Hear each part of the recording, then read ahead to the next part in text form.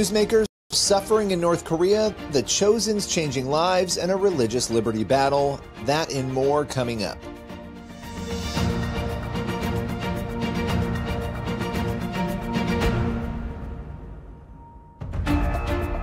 Welcome to Newsmakers, a show where we go behind the headlines each and every week to bring you interviews with pastors, entertainers, politicians, and other notable news figures. On today's Newsmakers, we start with North Korea. Those living there live a dystopian nightmare, but the situation is even more dire for Christians and others who follow minority faiths. David Simpson of Christian Solidarity Worldwide joins us to explain what is going on in that country. Let's welcome him here to Newsmakers. Well, David, I want to thank you for joining us today. It has been 10 years since a landmark UN report showing really the dire state of scenarios inside of North Korea. This is a loaded question, but how have things changed and what is the current state, particularly when it comes to religious liberty inside of North Korea? No, thank you for having me, and thank you for your question. Unfortunately, the situation in North Korea has only deteriorated since the COI, which is the Commission of Inquiry report in 2014. I'll add for a little bit of historical context. I think that 2014 report was very helpful in terms for human rights, because before that, North Korea was mainly discussed only in terms of what the Kim regime and the Kim family were doing in terms of nuclear proliferation and growing the nuclear weapons they have access to. And the 2014 report showed that we don't only have to worry about the Kim regime's nuclear capacity. The true cost of the Kim regime's totalitarian rule is the people of North Korea and how they are affected. And so in the 10 years since Kim Jong-un, the son of the previous ruler, has been in charge, he has really isolated North Korea in incredible ways. But prior to him taking over, there was actually some level of cooperation between the South Korean government, which seems crazy in today's climate. There was a factory right on the border with North and South Korea that was owned by South Koreans. And North Koreans were able to come and work there and gain a wage. So that there was some cooperation previously. There was a communications tower where they had a direct cable to Seoul, but Kim Jong-un closed that factory and he actually blew up that tower in a stunt to show how ruthlessly he intends to clamp down on religious freedom and all freedom of expression, freedom of newspaper, and freedom of any form of expression. Even just this earlier on this year, 2 high school students were sent for a life of hard labor for watching K-dramas. So the simple thing that millions of people around the world watch on Netflix every day, and they're sent to jail and sent to labor for that. So when you fast forward to think about religion, one of the most, what's seen as countercultural and the most threatening to the Kim regime itself, Christian groups and other folks in the country that practice traditional Korean religion, they are executed, they are exiled, and they're sent to jail for the possession of a Bible, for holding church services. It's one of the most radical things that people can do in that country, and it's seen as traitor. It's seen as treachery to the government. You know, let's talk a little bit about We Cannot Look Away, this report from CSW. You know, this report obviously takes a deep look at all of these issues. Take us through some of what people will find in the report and why you believe this is important for us to understanding the current state of affairs there in North Korea. Certainly. So I'll say if your listeners are interested, they can visit the CSW website. I'll just Google CSW North Korea report, and you'll see that the report's available in English and in Korean. So we summarize the changes in North Korean law over the past 10 years. We summarize some of the key events in the country. But like we said at the very start of our call, we often think about North Korea in terms of just what they're doing with nuclear weapons. And what we're trying to emphasize here is when we only think about North Korea in that terms, there's a complete dehumanization of the people there. And we cannot look away from the people, from their humanity, and from their suffering. If we only look at North Korea in terms of what Kim is doing, we miss completely and utterly the devastation that causes to the North Korean people.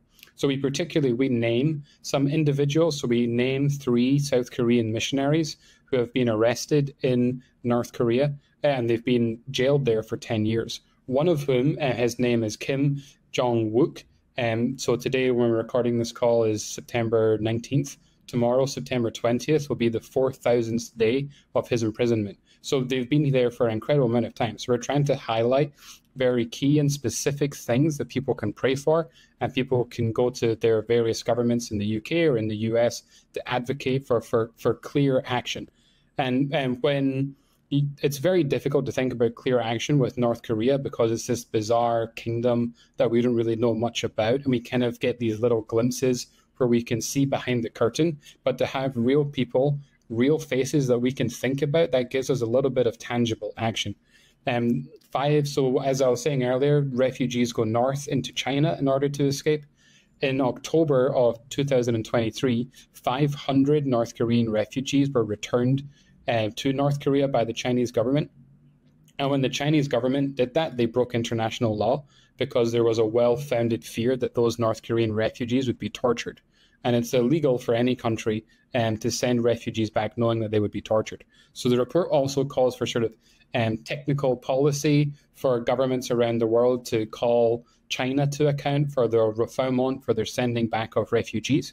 And in the United Nations, all members of the United Nations, all 190 or so countries, every 4 years, they have essentially what is a performance review of how they're doing with their human rights records, their labor records. And this year, at the end of this year, North Korea is having their UPR, their Universal Periodic Review. And in that process, all other countries that are UN members have the opportunity to ask questions to the North Korean government, and the North Korean government has to respond under UN law.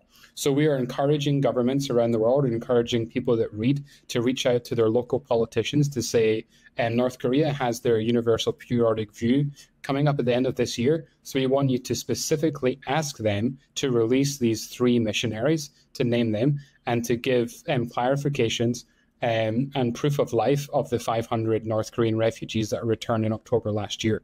So there's sort of a big kind of 10,000 view overview of the situation, and then clear, tangible asks for governments around the world on how to bring the specific cases of several individuals to light. And we see the upcoming UPR as a really crucial moment in holding the North Korean government to account, because that only happens every 4 or 5 years or so. There's an opportunity for countries to directly ask members of the North Korean government for answers to these questions. Where can people go if they want to grab the report? Tell us one more time. Yeah, CSW's website, csw.org.uk, or you can just type into Google CSW North Korea report, kind of look away, and you'll be able to find it there in both English and Korean. Please continue to pray for North Koreans under duress and that Kim Jong-un and his government would change course. We'll be right back in just a moment with more Newsmakers on the CBN News Channel.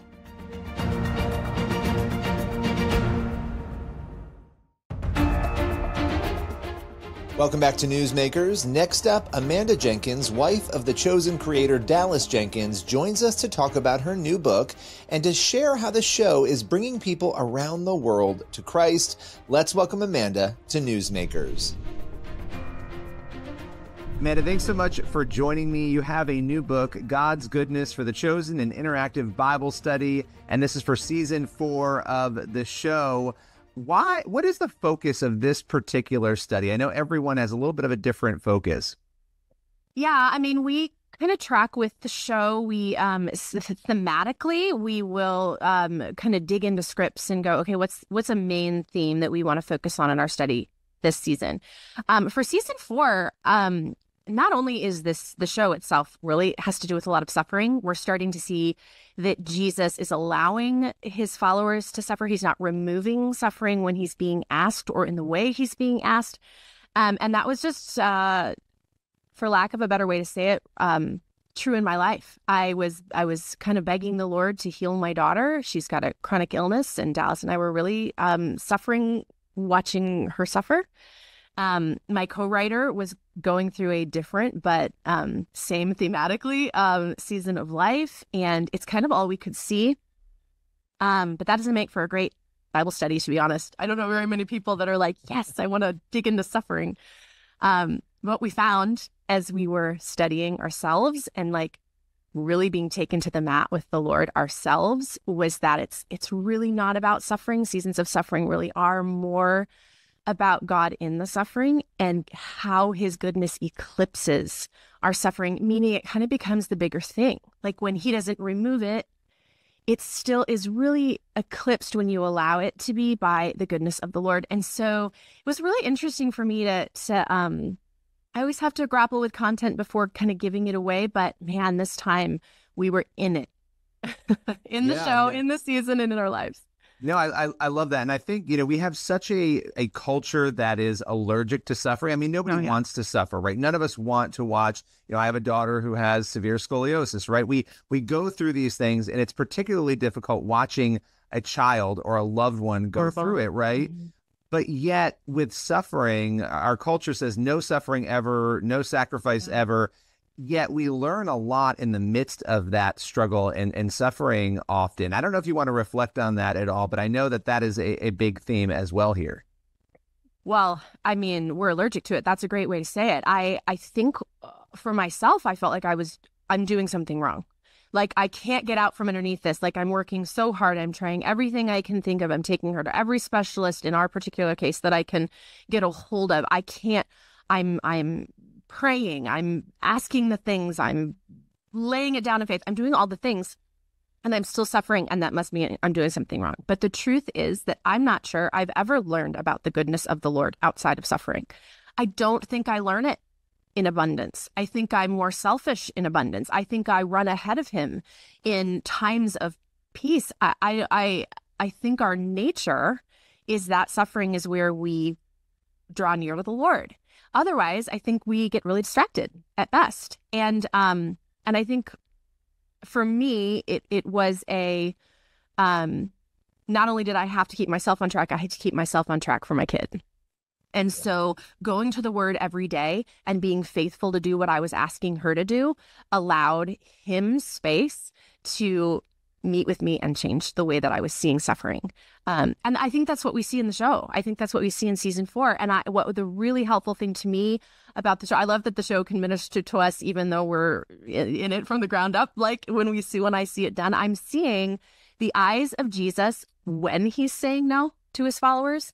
And it just puts a whole new spin on when you're receiving the no, or when you're receiving no, it's not time for you to be released of this. It helps so much to have the visual picture of his face while he's saying that, his compassion, his empathy, that he's the comforter. So I loved doing it in tandem with the show. Yeah, I mean, how has the show changed your faith? Being there throughout this entire process alongside your husband, Dallas, creating this incredible show that has inspired people all over the world. How has this, from a 30,000-foot view, changed your thoughts, your connection, with the Lord more generally? I mean, I think he's been good to keep us low, to be honest. I think our suffering, the timing of our suffering, it's not a coincidence that the show is doing cool things and is exciting and all those things. But personally, we're having to seek him more than ever. And I would say he's not allowing us to preach the gospel from a high place. And so I've loved the show, and it's incredible to watch what it's doing in other people's lives. It's doing those things in my life too. But we're not experiencing it in the way that you would think looking from the outside in. We are clinging to Jesus and finding new reasons every day to beg him for help. So it's we're living desperate in spite of it. Yeah, no, and I think that happens so often. It's very easy for people to look from outside and make assumptions when something is so big. I mean, very few shows, I don't think there is another show I can think of that has had the type of audience and impact that we have seen with The Chosen. And yet here we are sort of watching this. When you reflect on where things are now, could you have ever imagined going back just a few years that The Chosen would resonate in the way that it has? No. And I mean, I would have thought a Jesus show would stay very small. What we're finding is that for whatever he's making the way in the world right now, to have this be used to reintroduce people to Jesus. We're hearing those stories all the time. I had fallen away and now I'm coming back. In being introduced for the first time, it's spanning demographics. It's old people and young people. It's special needs people. It's every culture. It's in every country of the world. There is no explanation for it other than God is just doing a thing. And we get to be kind of in a front row seat to it. But it's an extraordinary thing to watch. And we had no idea.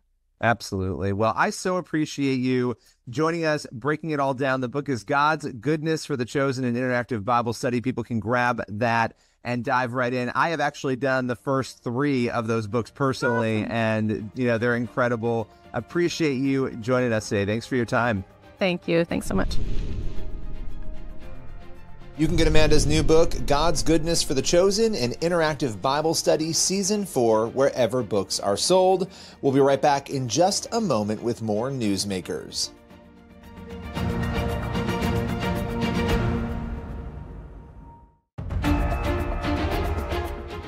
Welcome back to Newsmakers on the CBN News Channel. For our final segment, we are sitting down with Tiana Pagan. Now, Tiana claims she was fired over her faith. We're going to hear her out and hear her story here on Newsmakers. Let's welcome her to the show. Tiana, you are currently in the middle of a lawsuit against City University of New York over the claim that you were wrongfully terminated for your faith. I want to get into the different pieces of that story, but let's start first with your position. What were you doing there at CUNY?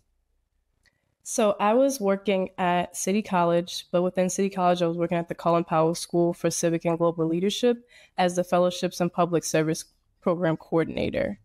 Just want to make sure everything's still good. Okay, you can still hear me? Everything's still, nothing freezing, right? Okay, cool. So yes. And I was in charge of, like I said, the Fellowships and Public Service Program Coordinator. And so I was responsible for allowing students to pursue their dreams through different fellowships. And so we had about 10 different fellowship programs where students were able to pursue internships, and we would bless them with fellowships. And so for more clarity, the difference between fellowships and scholarships is that scholarships is usually just like a check and just a one-off payment, but fellowships is more so programs. So we were in charge of, my job specifically was in charge of curating those programs to make sure that when the students were able to pursue those internships and those dreams and those goals, that we were able to not just give them a check to go do so, but we were able to curate a program behind whatever that interest was. And so that was my job. Once you become a Christian, obviously, or when you become you become closer to your faith, let's word it that way, because you said you always believed, it starts to impact everything in your life, right? You start looking at things differently. You start saying, what are the things I'm doing, I'm thinking, I'm feeling, how do they align with God? And so I imagine you started going through that process, and there was one element of your job that, was affected by that. So talk a little bit about what happened when you started to realize maybe there wasn't a sync up between that piece of your position and your newfound faith? Yeah, definitely. So around March of 2022, I made the decision to make that bold choice to really choose Jesus and not just say, put a scripture in a caption or something like that, but truly say I'm walking with the Lord. And so with that comes a lot of responsibility. I mean, he tells us to, deny ourselves, pick up our cross and follow after him. And so that comes with a lot of conviction, and that comes with a lot of ensuring that I lived by what I was preaching physically, and also preaching to the people I was speaking to, and also preaching to myself. And so I was seeking an accommodation for one fellowship out of the 10 that I oversaw. It was just one fellowship that I was seeking to be accommodated for. And I would also like to emphasize that, not to say that, every student of mine wasn't a part of that community, but for this specific fellowship, I did not want to be the one to allow them I didn't want to be the one to invest into that part of their future. I didn't want to have to do something that I didn't morally agree with anymore. And again, prior to my salvation, and I was definitely an advocate, I was definitely an ally, and all those different things. I mean, it's documented that I was in protest, all these different things, the intersectionality of it all. But once I got saved, everything changed for me. And so I thank God for doing so. And I was like, okay, if possible, and I knew it was possible because that was such a small portion of my job, and I had other team members and I had other people on the job that would have been able to help me with that. And so an accommodation, I didn't think that it would even get to this point. But unfortunately, my former employer sought to find fit that it wasn't possible because of the religious part of it, because it was relating back to the Christianity of it all. So physically, yes, it was possible to accommodate me, but because they did not agree with my Christian beliefs, here we are today. You know, Tiana, when you ponder all you've been through in this and this current battle that you're really just heading into now, you're in the middle of it, but you're really heading into the harder parts of it. What are you hoping to see happen? What are you hoping to gain at the end of this? The first thing I'm hoping for is salvation. I even in pursuing this, going into the conversation, if I think back to the very beginning with my supervisor, I didn't expect all this to happen. I didn't think it was going to escalate. I didn't think that it was going to be that big of an issue. And so even and then again, for context, when this all first happened, I was freshly out of the womb of Christ. Like I was a baby Christian. And I was also 21 at the time. I was extremely young and I was extremely tender, but I still had that bold youthful faith that really just drove me to really just want to fight for the rights of Christ. And so I would encourage the youth to really just take a moment to just really seek the face of God. Again, this is truly just his case. This is truly just his case working through me, working through my Lord, Christina. And so I would just pray that the people that maybe even hear about it or read about it or even watch this interview, that they'll be able to be inspired to want to follow Jesus and know that there is going to be victory. And even with victory looking like salvation, or somebody just saying, you know what, I understand what happened and I really just want to give my life unto God. That's the ultimate goal. And of course, you know, we want to be compensated for the trials and the hardship, but ultimately it's all about Jesus. Well, I want to thank you for taking the time, coming on, breaking this down. We will continue to cover this story as new developments unfold. We'll continue to cover Tiana's story as it unfolds. We'll be right back in just a moment with more Newsmakers.